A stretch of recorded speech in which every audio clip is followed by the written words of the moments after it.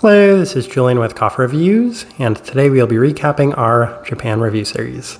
This video will feature 4 things: a discussion of our trip to Apollon's Gold, as well as some other coffee shops we visited that we did not record videos for, our top 3 favorite coffee shops that we did visit, our top 3 favorite coffees that we reviewed in this series, and last, our overall thoughts and impressions of the Japanese coffee scene.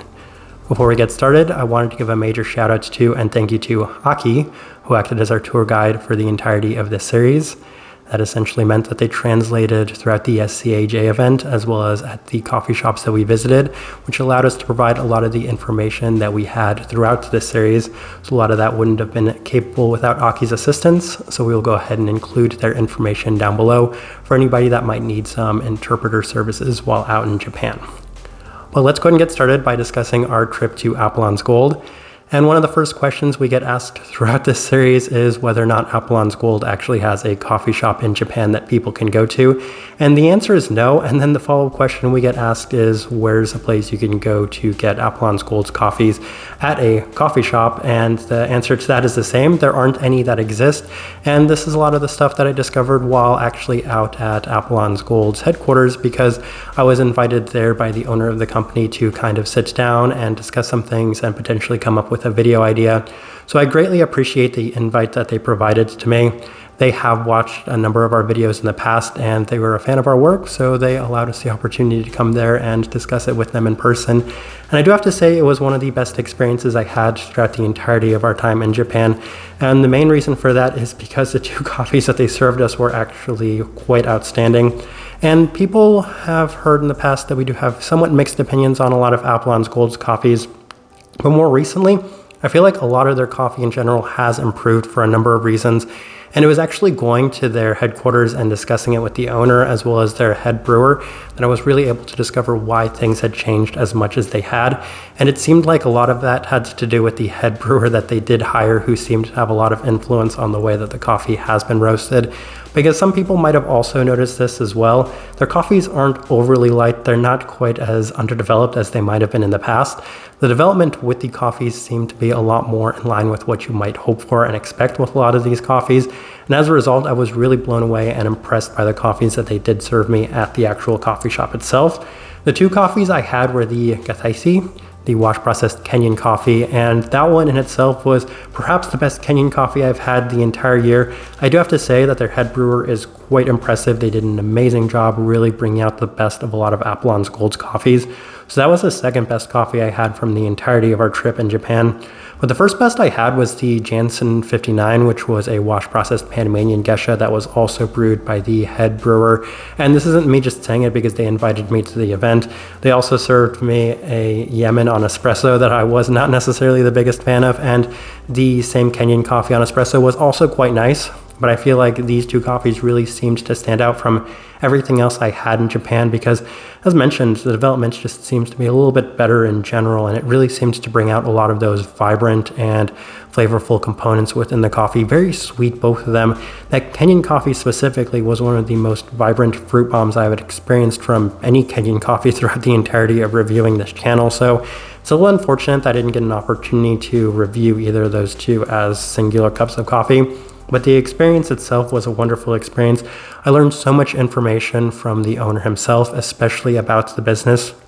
One of the questions I'd been dying to know for the longest time was how they managed to get their hands on Firestone last year when they were one of the only coffee roasters that had it. And my assumption had always been that they had had that relationship established before the actual Best of Panama event, and that seemed to be the case. And they said so themselves, that they were lucky that they got their hands on that coffee, but I was appreciative that they did, as it was one of my favorite coffees that we have reviewed from this past year.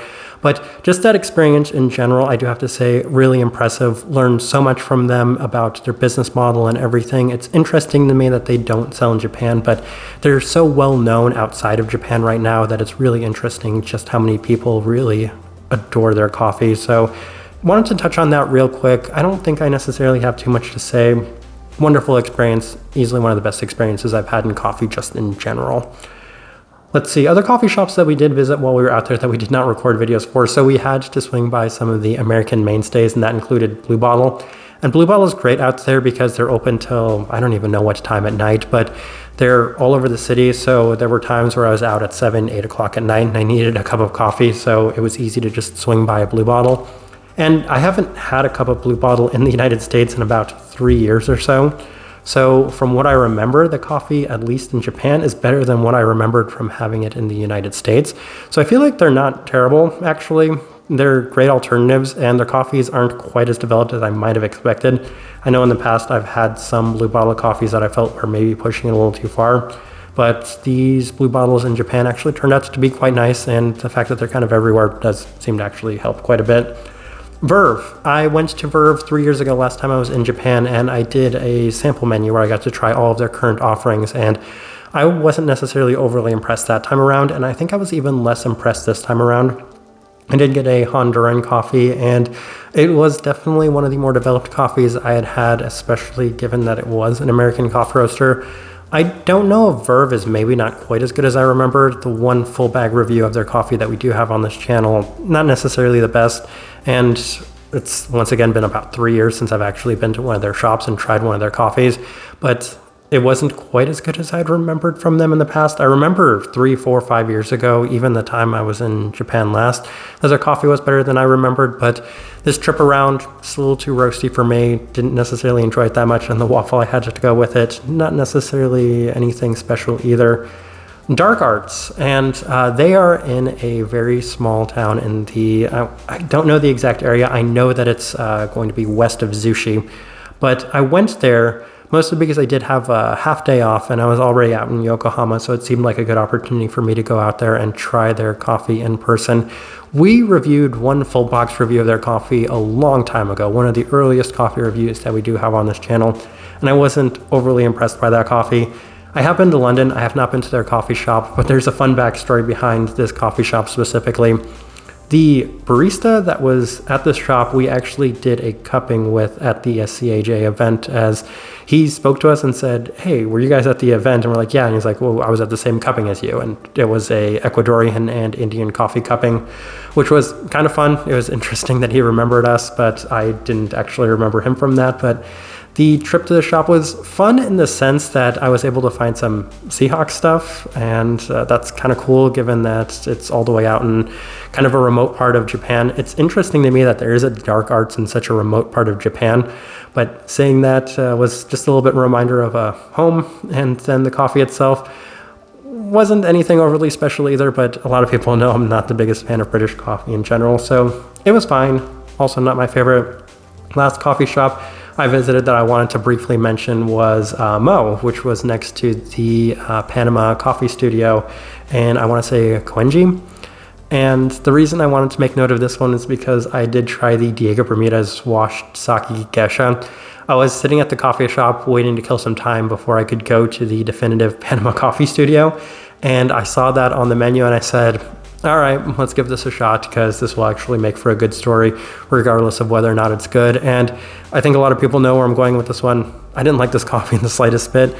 I wonder if maybe the coffee was a little less developed. A lot of the issues I had with it was that it was just a little bit too smoky, a little bit too roasty for me. Couple that with the fact that it was a little heavy and fermenty. I mean, it was never going to be my coffee, but there it is. It was an interesting trip and experience to that coffee shop. But those are just some of the other ones I visited that I feel like were worth noting. Let's move on to my top 3 favorite coffee shops I did visit. And I'm going to count them down, starting with coffee shop number 3, which was Sneet. And if you watched the Sneet video, then I was extremely complimentary of Sneet for a number of reasons. The barista was one of the most nice and helpful people that we'd experienced from this entire series, and you get to tell that they had a very modern approach to coffee, and I keep discussing that, and when you see the coffee that we are reviewing from them, you'll understand why I continue to harp on that. It's because they are one of the few coffee roasters I found that offered this specific coffee, and that was really exciting for me. The coffee shop itself was also very modern in terms of a design. It's one of those coffee shops where it wouldn't have felt out of place in Seattle, New York, anywhere in the United States, even in a place like Scandinavia somewhere. I feel like this coffee shop would have fit in so well. Just the beautiful architectural design within the shop itself, couple that with the fact that the owner, barista, was really, really nice, and they offered some really interesting and different options. Definitely made it one of my favorite shops. Coming in at number 2 is Lucent, and this one is actually just purely based off of aesthetics because it was the quietest coffee shop while I was in there. I was the only one that had ordered a coffee, and I was waiting for that coffee to be brewed by the barista. And I was just kind of looking and I said, wow, this is also a very modern coffee design, as the interior was once again something that you would find in a place like New York, Seattle, Portland. But in addition to that, I do know that they had some very high-end equipment inside of the shop too. So I was like, yeah, I feel like I'm at home right now. This is a coffee shop that I would visit on the daily if I did live in this area. So massive credit to Lucent. I think that the interior and the design of that coffee shop is very nice, very beautiful. And then number 1 might come as a little bit of a surprise, but it's actually Ogawa. And I didn't like the coffee at Ogawa, and it was actually probably one of the most disappointing reviews that I'd had in the series. But the coffee shop itself on the interior was a nice little combination of maybe what you'd expect from modern design while still sticking to a lot of traditionality of what you'd expect from a Japanese coffee shop. Because they had these placemats that had all of their coffees, and then they had, of course, a special menu, and then the baristas would make the coffee in front of you, and you could tell that there was a lot of attention to detail paid in there. There was a lot of just equipment and stuff that you could kind of visualize, look around from the shop. It was dark on the interior. I just really appreciated the vibe of the shop. People were very polite and respectful in that coffee shop as well. I wish I could have taken some interior video of a lot of these coffee shops, Ogawa specifically, because I don't think my description is necessarily doing it justice. I think it says a lot that even though I wasn't the biggest fan of their coffee, the coffee shop itself stood out to me for being just very unique and different. And they did have a lot of coffees that you could purchase to try as well. So huge credit to them. I don't want to knock down a coffee shop for maybe not necessarily having the type of coffee that I enjoyed, but the shop itself was really stunning. That leads into my top 3 favorite coffees that we did review in this series. And of course, we'll start with number 3, which was the Halo wash processed Ethiopian coffee from Weekenders out in Kyoto. And I'd heard a lot of cautionary tales and warnings about Weekenders, but the 2 baristas that actually were there and served the coffees were very nice, and we had no issues with them in the slightest bit. Contrary to some of the warnings that we'd received from people about the shop itself, it was quite nice, and the coffee shop lived up to the expectations. The coffee itself definitely exceeded a lot of the expectations because I went in with some hesitancy and some high expectations. Weekenders placed themselves really high on Roastful's top 50 coffees in the entire coffee roasters in the entire world list, so I wanted to see if they could live up to that billing, and based off of this coffee alone, it did. This was a very well done wash processed Ethiopian coffee, and a lot of people know that I hate reviewing those coffees because oftentimes they're a little plain, so this one standing out was wonderful in that sense.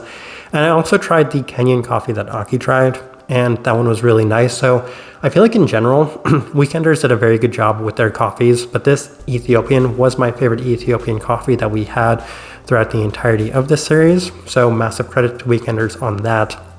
Coming in at number 2 is the Kamajumba Lot 12 Wash Processed Rwanda from Coffee Rights. They are based out of Tokyo, Japan. And this one came out of nowhere, as Coffee Rights was just one of those coffee roasters that was suggested to me. I'd never heard anything about, went to the coffee shop, and they absolutely knocked it out of the park, as this one came out wonderfully candied.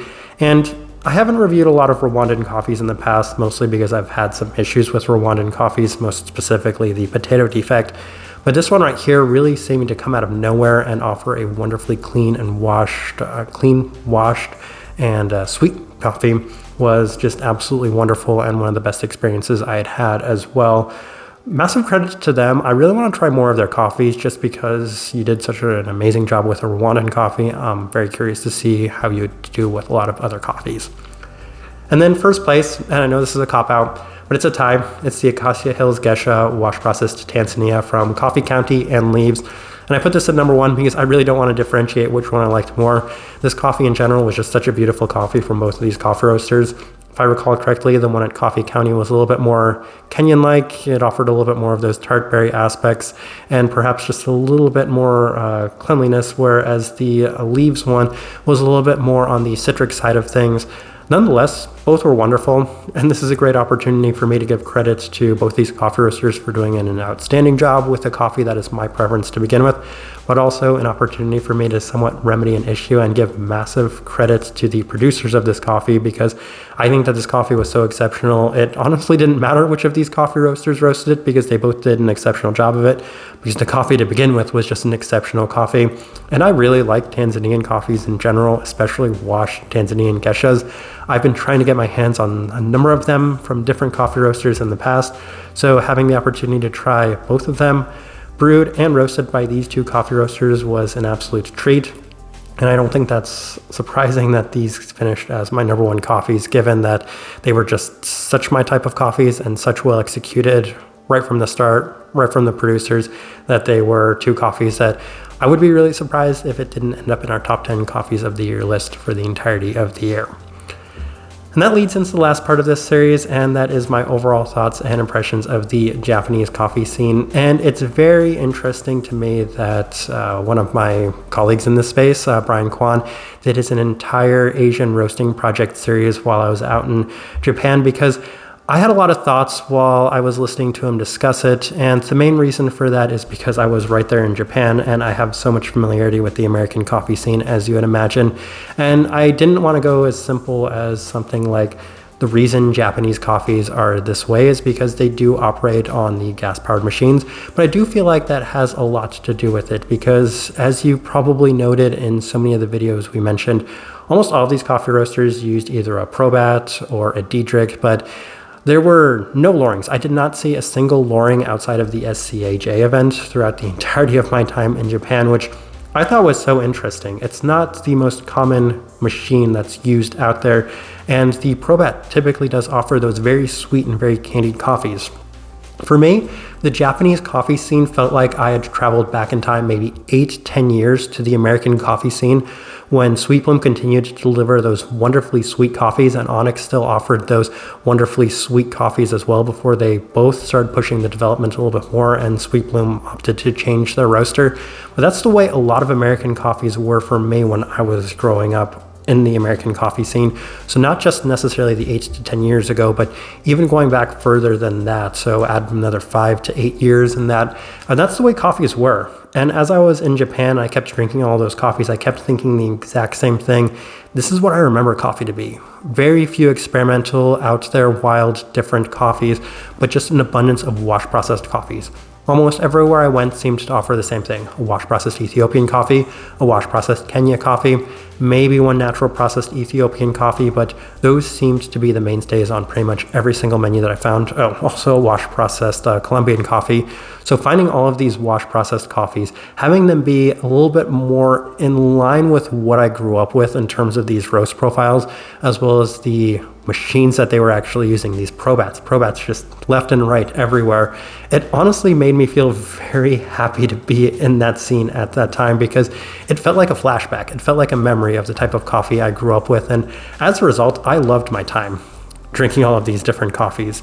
I had very few coffees that I didn't like, and if I didn't like them, then the main reason was because they just felt like they were a little bit more developed than I liked, which has been my previous experience with Japan. I think what really seemed to help was the last time I was in Japan, March of 2019, I didn't really know where to go for coffee. So I could read as many lists as I could find and go to those coffee shops and try them out. And I was oftentimes let down because they were much more developed than I liked at that time.